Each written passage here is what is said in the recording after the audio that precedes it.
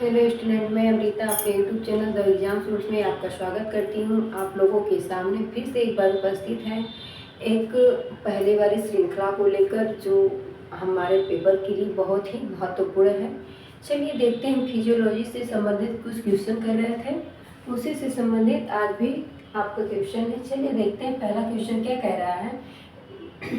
Dialysis एक प्रक्रिया है जो किसके कुछ सामान्य कार्यों को प्रतिस्थापित कर सकती है। तो ये बताना कि जो डायलिसिस है वह किसकी प्रक्रिया है जो कि कुछ सामान्य कार्यों को प्रतिस्थापित कर सकती है।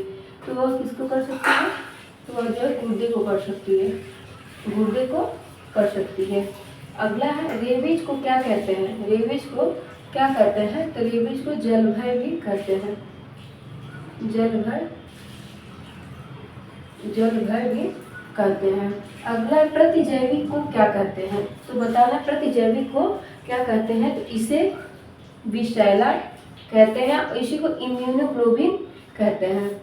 अगला, यदि एक आरएच धनात्मक व्यक्ति एक आरएच ऋणात्मक औरत से विवाह करता है तो वह परिणाम क्या होगा? डैश उसका भ्रूण क्या होगा?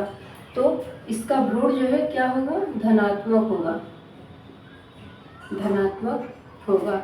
अगला, गुर्दा एक स्रावित करती है, डैश स्रावित करती है, जिसे रीनल एरिथ्रोपोएटिक कारक भी कहते हैं। तो गुर्दा जो है स्रावित करती है, तो यह एक एंजाइम स्रावित करती है, यह एक एंजाइम स्रावित करती है जिसे रीनल एरिथ्रोपोएटिक कारक भी कहते हैं।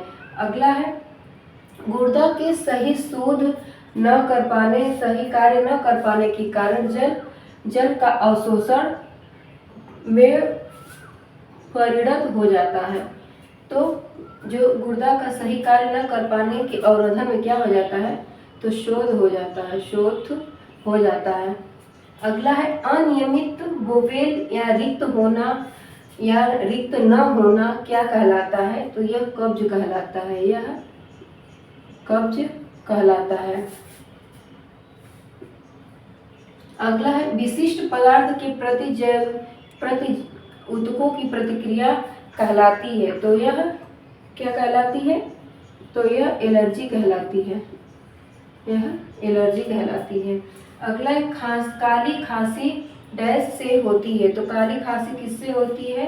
तो यह बी पर्ट्यूटिस से होती है।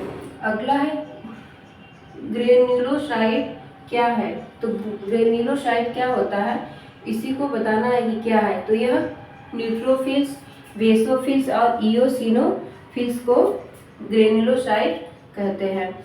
अगला है, फाइब्रिनोजन को फाइब्रिन में बदल देता है, तो कौन सा है जो फाइब्रिनोजन को फाइब्रिन में बदल देता है? तो थ्रोम्बिन जो है वह बदल देता है।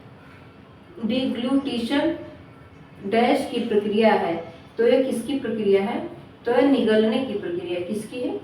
निगलने की प्रक्रिया होती है।